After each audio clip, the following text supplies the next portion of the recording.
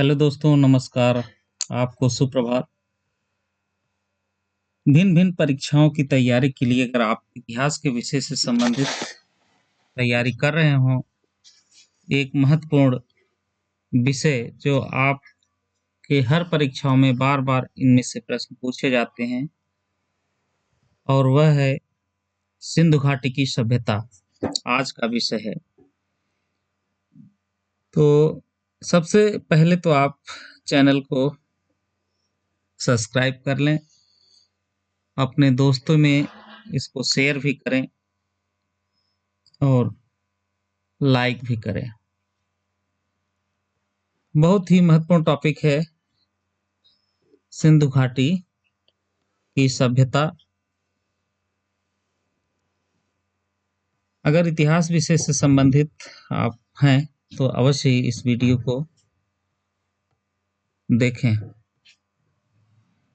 सिंधु घाटी की जो कला थी, सिंधु नदी की घाटी में कला का जो विकास हुआ वो तीसरी सहस्त्राब्दी के उत्तरार्ध में हुआ और इस सभ्यता के विभिन्न स्थलों से कला के जो रूप मिले हैं उसमें प्रतिमाएं हैं, मोहरे हैं, मिट्टी के बर्तन हैं जिन्हें मृद भांड कहा जाता है, आभूषण है, पकी हुई मिट्टी की मूर्ति हैं, ये सभी शामिल हैं उसमें। उस समय के जो कलाकार थे उसमें निश्चित रूप से उच्च कोटि की कलात्मक सूझबूझ और कल्पना शक्ति थी। क्यों? इसलिए कि उनके द्वारा जो बनाई गई मनुष्यों और पशुओं की मूर्तियां हैं वह बहुत ही अत्यंत स्वाभाविक किस्म की हैं। उसमें अंगों की बनावट असली अंग जैसे ही हैं। जो मृण मूर्तियां हैं उसमें जानवरों की मूर्तियों का निर्माण बड़ी ही सूझबूझ ढंग से सावधानी पूर्वक किया गया था। तो सबसे पहले सिंधु घाटी सभ्यता के जो प्रमुख स्थल थे उसमें दो स्थल प्रमुख थे, एक हड़प्पा और दूसरा मोहनजोदड़ो। ये दोनों नगर थे जिसमें हड़प्पा उत्तर में और मोहनजोदड़ो दक्षिण में सिंधु नदी के किनारे पर बसे हुए थे। जो सिंधु नदी थी उस सिंधु के उत्तर में मोहनजोदड़ो, जिसमें हड़प्पा जो है उत्तर में था और दक्षिण में मोहनजोदड़ो था। ये दोनों नगर बहुत ही सुंदर नियोजन की कला के प्राचीनतम उदाहरण थे। इन नगरों में रहने के जो मकान थे, बाजार था, जो भंडार गृह घर था, जो ऑफिस कार्यालय था, जो सार्वजनिक स्नानागार थे, वे सभी अत्यंत व्यवस्थित रूप से दिखाई देते हैं।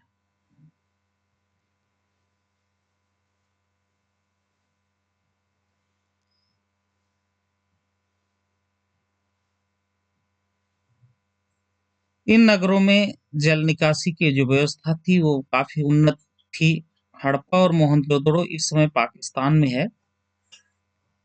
अगर आपसे ये प्रश्न पूछता है कि हड़प्पा और मोहनजोदड़ो वर्तमान में किस स्थान में है स्थित, तो पाकिस्तान में स्थित है। कुछ अन्य महत्वपूर्ण स्थलों से भी हमें कला की नमूने प्राप्त होते हैं,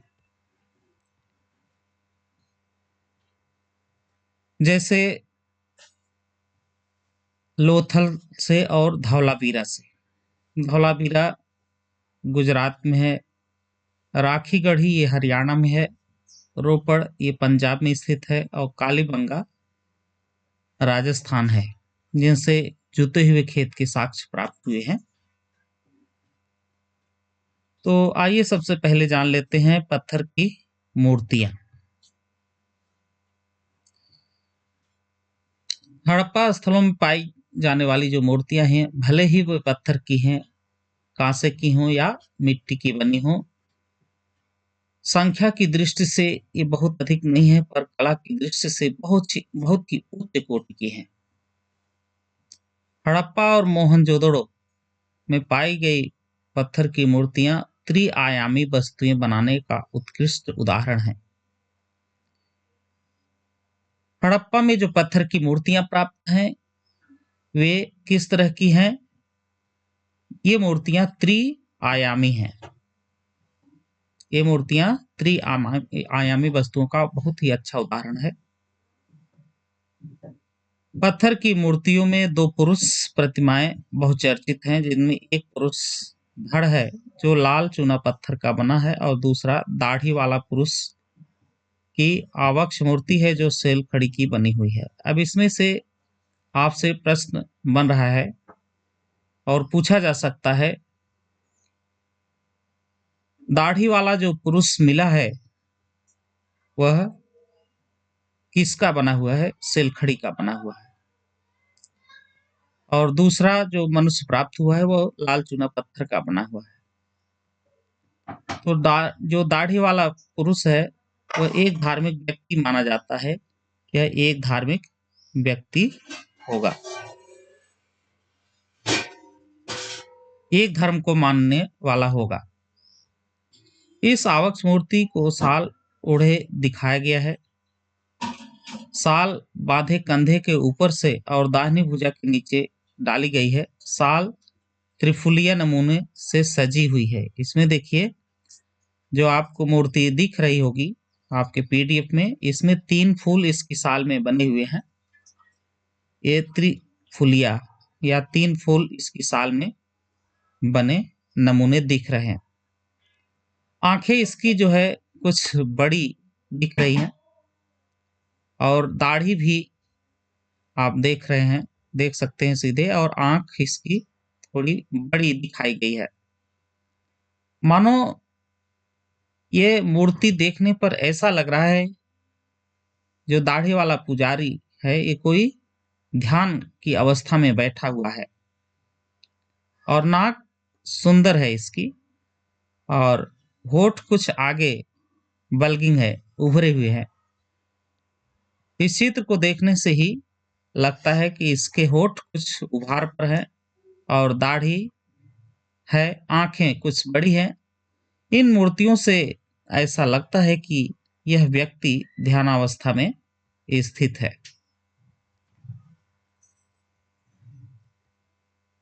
इस चित्र को आप अपने दिमाग में रखें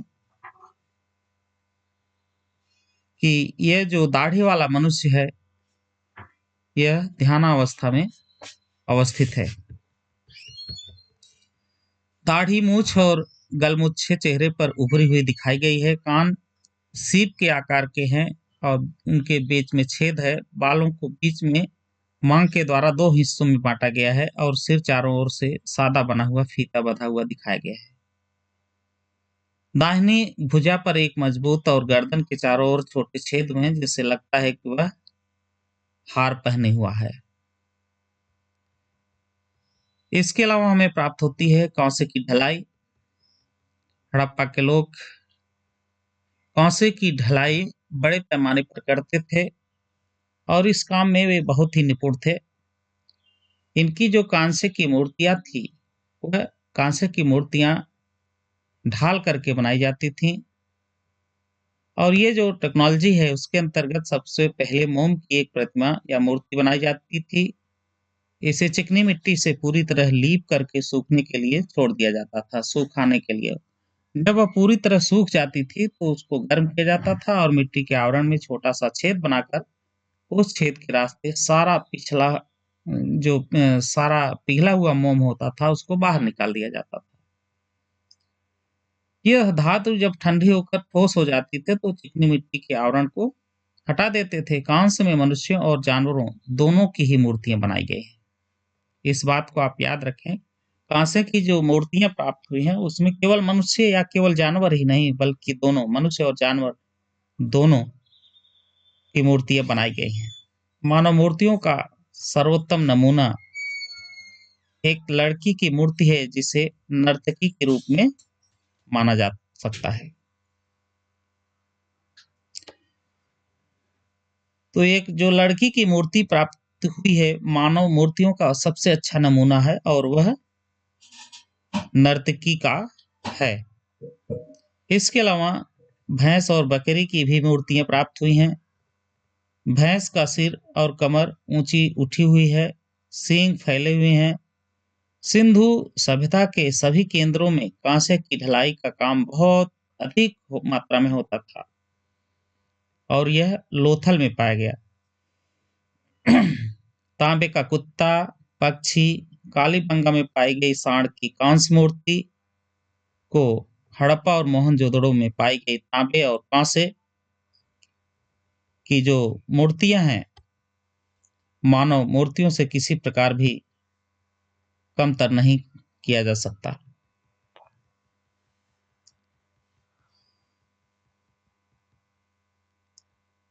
ये देखिए मिट्टी की आकृति से बनी मूर्ति।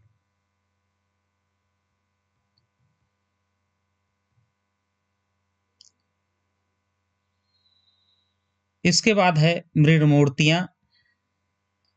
सिंधु घाटी की कलाओं में टेराकोटा एक स्थान है, वहां से मृण मूर्तियां प्राप्त हुई हैं। सिंधु घाटी के लोग मिट्टी की मूर्ति भी बनाते थे, लेकिन वे पत्थर और कांसे की मूर्तियां जितनी उतनी बढ़िया नहीं होती थी। सिंधु घाटी की मूर्तियों में मातृ देवी की प्रतिमाएं सबसे अधिक उल्लेखनीय हैं। कालीबंगा, लोथल में जो नारी की मूर्तियां पाई गई हैं, हड़प्पा और मोहनजोदड़ो में पाई जाने वाली मातृ देवी की मूर्तियों से बहुत ही अलग तरह की हैं। मिट्टी की मूर्तियों में कुछ दाढ़ी मूछ वाले ऐसे पुरुषों की भी छोटी छोटी मूर्तियां मिली हैं, जिनके बाल गुथे हुए कुंडलित हैं और जो एकदम सीधे खड़े हुए हैं। टांगे थोड़ी चौड़ी हैं और भुजाएं शरीर के समांतर नीचे की ओर लटकी हुई हैं। ठीक ऐसे ही मुद्रा में मूर्तियां बार बार पाई गई हैं, जिनसे लगता है कि किसी देवता की ये मूर्तियां रही होंगी। एक सींग वाला देवता मिट्टी का बना मुखौटा भी प्राप्त हुआ है।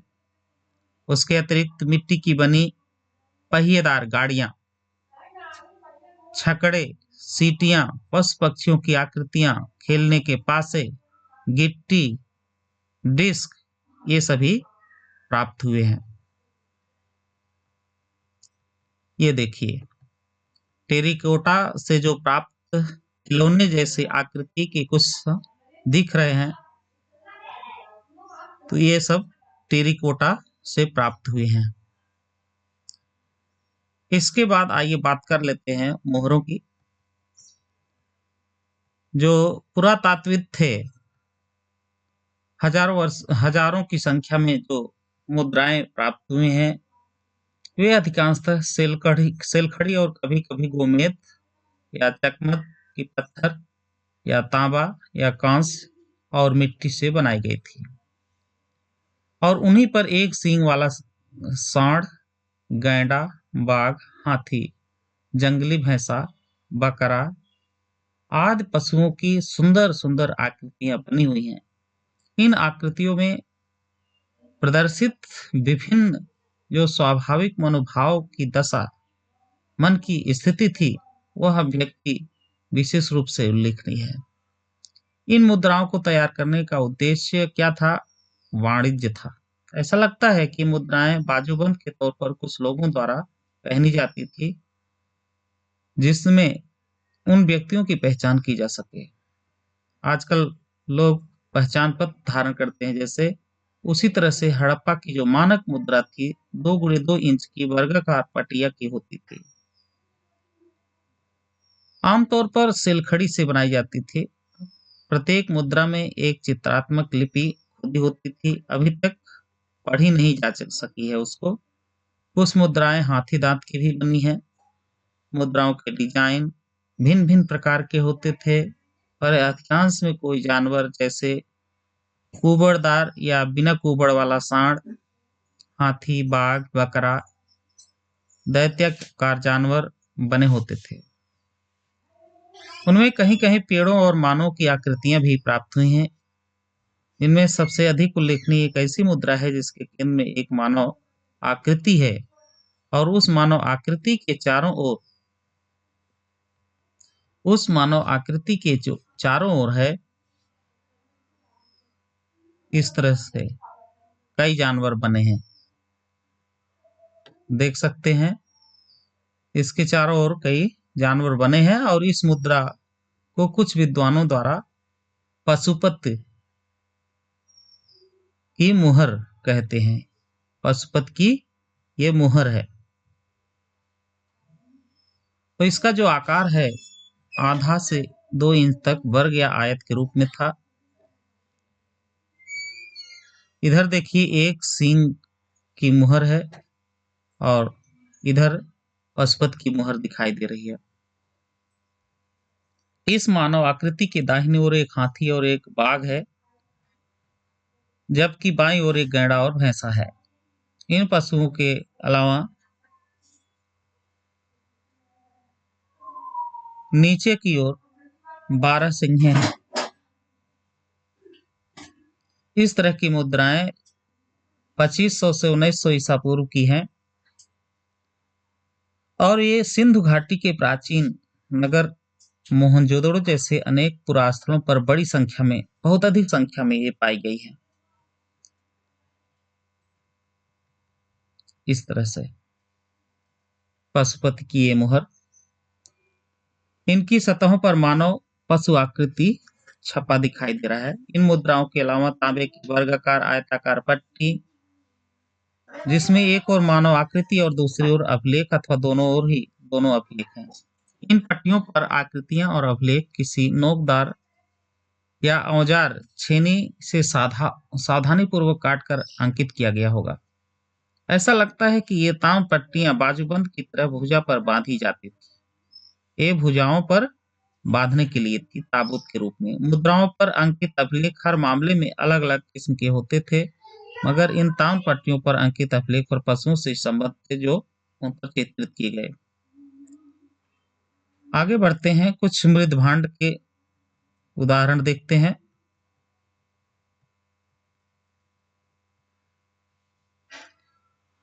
इन पुरास्थलों से बड़ी संख्या में प्राप्त जो मिट्टी के बर्तन हैं, इन्हें मृद भांड कहा जाता है। शक्ल, सूरत, उन्हें बनाने की शैली से हमें उस समय की डिजाइनों के भिन्न भिन्न रूपों और विषयों के विकास का पता चलता है। सिंधु घाटी में जो पाए गए मिट्टी के बर्तन हैं, ये कुम्हार की चाक पर बनाए गए बर्तन हैं। देखिए ये छेद किया हुआ बर्तन, छिद्रित बर्तन जिसको कहते हैं। हाथ से बनाए गए बर्तन नहीं, इसमें रंग किए हुए बर्तन कम और सादे बर्तन बहुत अधिक संख्या में प्राप्त हुए हैं। ये सादे बर्तन आमतौर पर लाल चिकनी मिट्टी के बने। देखिए इसका रंग जो है लाल है और यह छिद्रित है। इसमें स्लेपी लाल लेप भी है और यह पात्र घुंडीदार पात्र है। इसमें बीच में देखिए घुंडी भी दिखाई दे रहा होगा। काले रंगीन बर्तनों पर लाल रेप की एक सुंदर परत है, जिस पर चमकीले काले रंग से ज्यामिति, आकृति और पशुओं के डिजाइन भी बने हैं। बहुरंगी मृदभांड बहुत कम संख्या में पाए गए हैं। इसमें मुख्यतः काले, लाल, छोटे छोटे कलश इत्यादि शामिल हैं।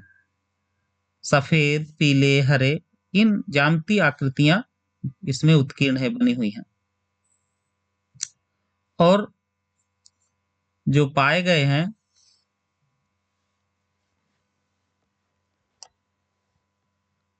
उसमें उत्कीर्ण सजावट के लिए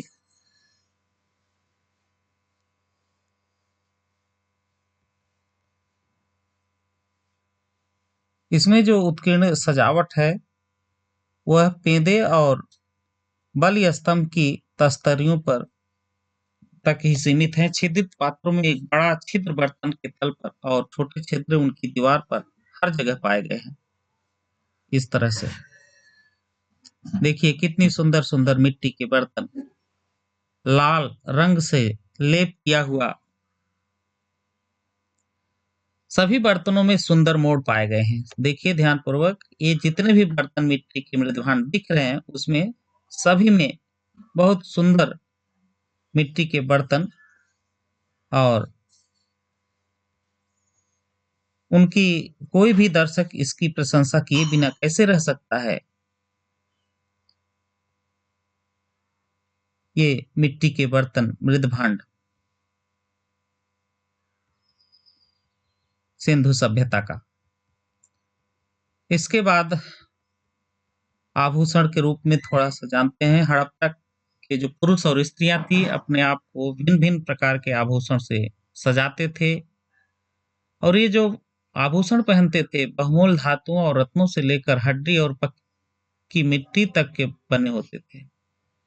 गले के हार, फीता, बाजूबंद, अंगूठी आमतौर पर पुरुषों और स्त्रियों दोनों के द्वारा समान रूप से पहनी जाती थी, लेकिन कुछ ऐसे आभूषण थे जैसे करधनिया, कर्णफूल, पैरों के कड़े, पैजनिया, ये केवल स्त्रियां ही पहनती थी, स्त्रियां ही धारण करती थी इसको।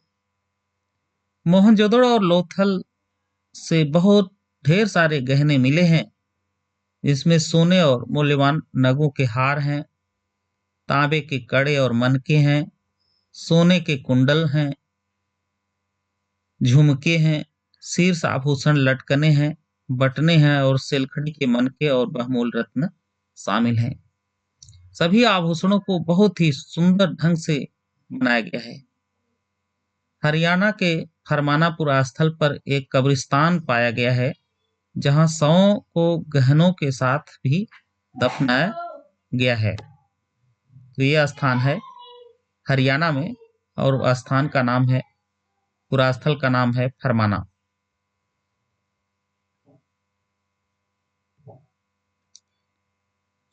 आगे बढ़ते हैं, देखते हैं बहुत ही महत्वपूर्ण पुरातात्विक स्थल।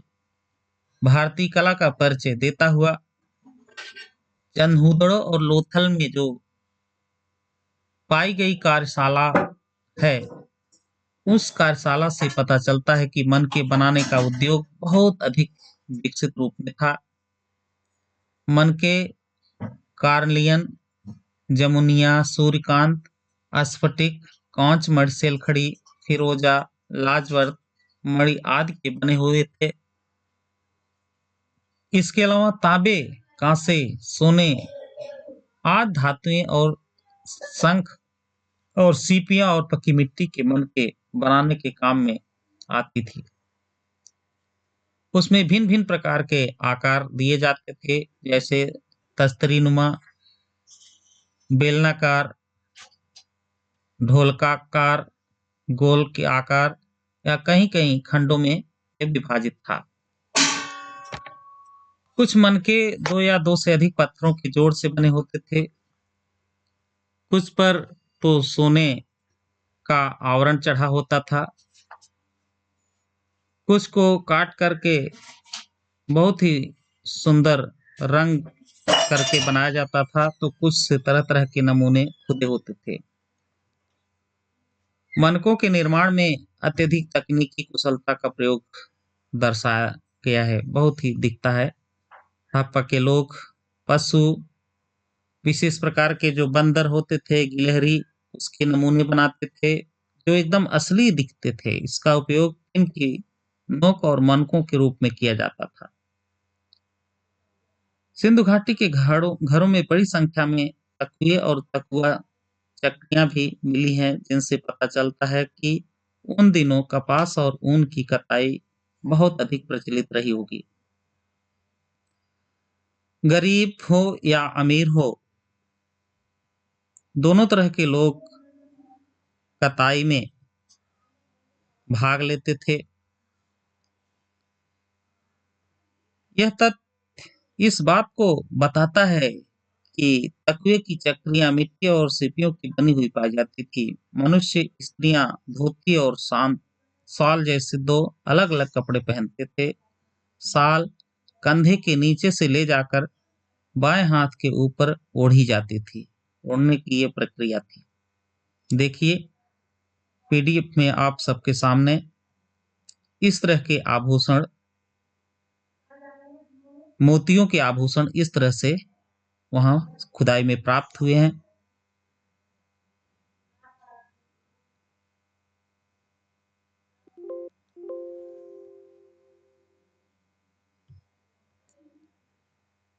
तो सिंधु घाटी सभ्यता के इस तरह से मोतियों के आभूषण प्राप्त हुए हैं। आगे बढ़ते हैं और देखते हैं कि पुरातात्विक जो खोज हुई है उसमें जो चीजें प्राप्त हुई हैं, टेराकोटा के जो खिलौने प्राप्त हुए हैं। सिंधु घाटी के लोग साग, श्रृंगार और फैशन के प्रति काफी जागरूक थे। केश सज्जा की भिन्न भिन्न शैलियां प्रचलित थी। पुरुष जो है दाढ़ी मूछ रखता था। स्त्रियां अपने आप को सुंदर दिखने के लिए सिंदूर लगाती थीं, काजल का प्रयोग करती थीं, लाली का प्रयोग करती थीं, चेहरे पर लेप करती थीं। धौलावीरा में पत्थरों के ढांचों के अनेक अवशेष प्राप्त हुए हैं। लगता है कि सिंधु घाटी के लोग अपने घर आदि के निर्माण में सर्वाधिक पत्थर का उपयोग करते थे। सिंधु घाटी के कलाकार, शिल्पकार अनेकों शिल्पों में अत्यधिक पारंगत थे। इसमें धातु का ढलाव, पत्थरों पर नक्काशी, मिट्टी के बर्तन बनाना, रंग लगाना उस पर, जानवरों और पौधों पक्षियों के साधारण रूप से लेकर टेराकोटा का जो निर्माण है वो प्रमुख है। इस तरह के खिलौने प्राप्त हुए हैं।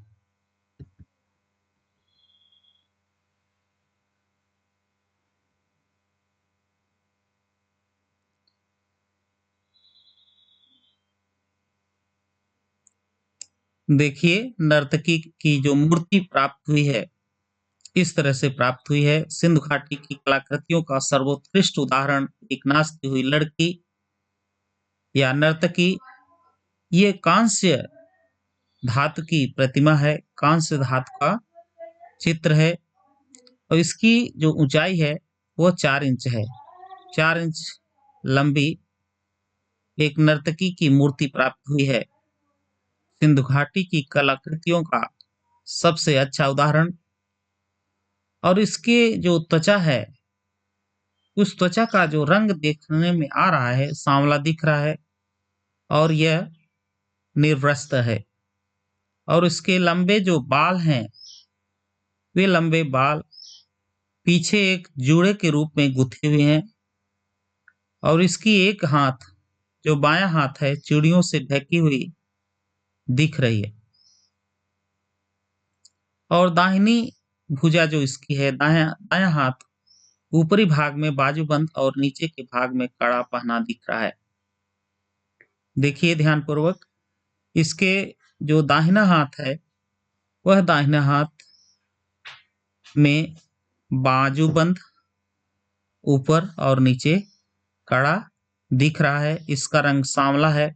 नर्तकी है एक लड़की, 4 इंच की लंबी। सिंधु घाटी की कलाकृतियों का सर्वश्रेष्ठ उदाहरण आप सबके सामने प्रस्तुत।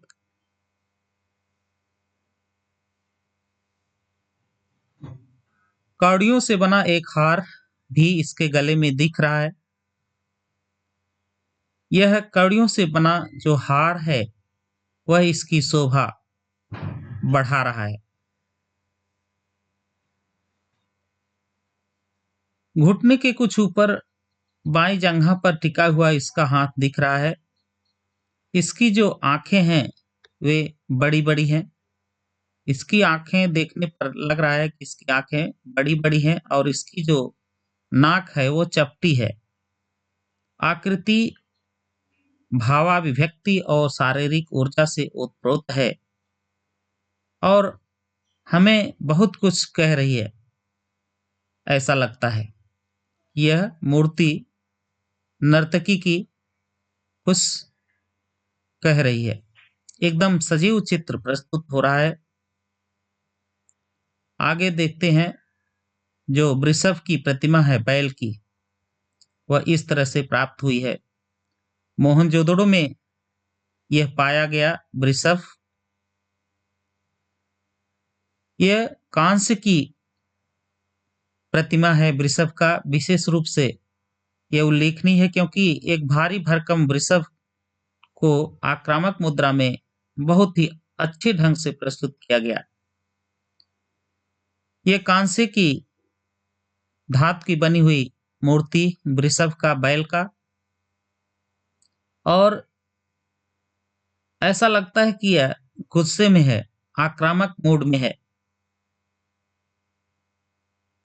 यह वृषभ अपना सिर दाईं ओर थोड़ा सा घुमाए हुआ है और इसके गले में एक रस्सा भी बंधा हुआ है। ये रहा वृषभ का चित्र जो हमें खुदाई में प्राप्त हुआ है। उसके आगे बढ़ते हैं। एक पुरुष का धड़ मिला है। पुरुष धड़ की यह मूर्ति लाल बलुआ पत्थर की बनी हुई है। इसमें सिर और भुजाएं जोड़ने के लिए गर्दन और कंधे में गड्ढे बने हुए हैं। धड़ के सामने वाले हिस्से को एक विशेष मुद्रा में सोच समझकर बनाया गया है। कंधे अच्छे पके हुए हैं और पेट कुछ बाहर निकला हुआ है। इसका जो पेट है देख सकते हैं कुछ बाहर की ओर निकला दिखाई दे रहा है। तो यह मूर्ति किस चीज की बनी हुई है, इसको याद रखें कि यह मूर्ति लाल बलुआ पत्थर की बनी हुई है। देखिए रेड कलर दिख रहा है और पेट इसका कुछ बाहर की ओर निकला हुआ प्रतीत हो रहा है। देखिए चित्रित मृदबांड। मोहनजोदड़ो में पाया गया यह पात्र कुम्हार की चाक पर चिकनी मिट्टी से बना हुआ है। ये वाला पात्र देखिए, ये कुम्हार के चाक पर बनी चिकनी मिट्टी से बनी हुई। कुम्हार ने अपनी कुशल अंगुलियों से इसको तराशा होगा, उसे एक आकर्षक रूप भी दिया होगा। आग में पकाने के बाद इसे काले रंग से रंगा गया होगा। इस पर बना हुआ चित्र वनस्पतियों और ज्यामितीय आकृतियों के हैं। इस पर जो चित्र है देखिए पत्ती जैसा या ज्योमेट्रिक जैसा शेप दिया गया है और रंग भी किया गया है और इसको कुम्हार ने अपनी चाक से अंगुलियों की सहायता से बनाया होगा। वैसे तो यह बहुत ही साधारण है लेकिन इसमें अमूर्तीकरण की प्रवृत्ति दिखाई गई है।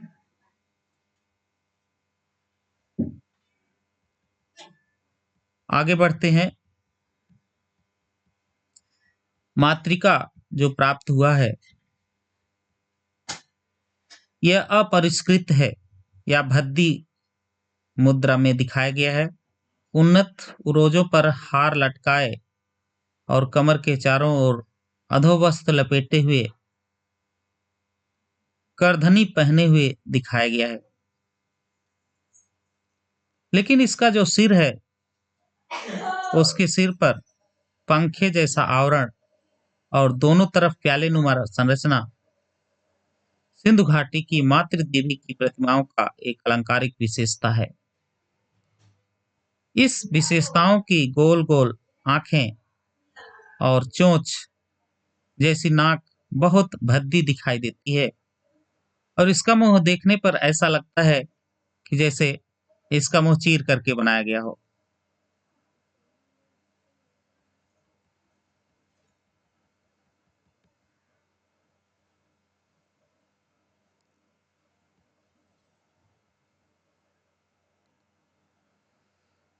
यह मानचित्र देखिए, यहाँ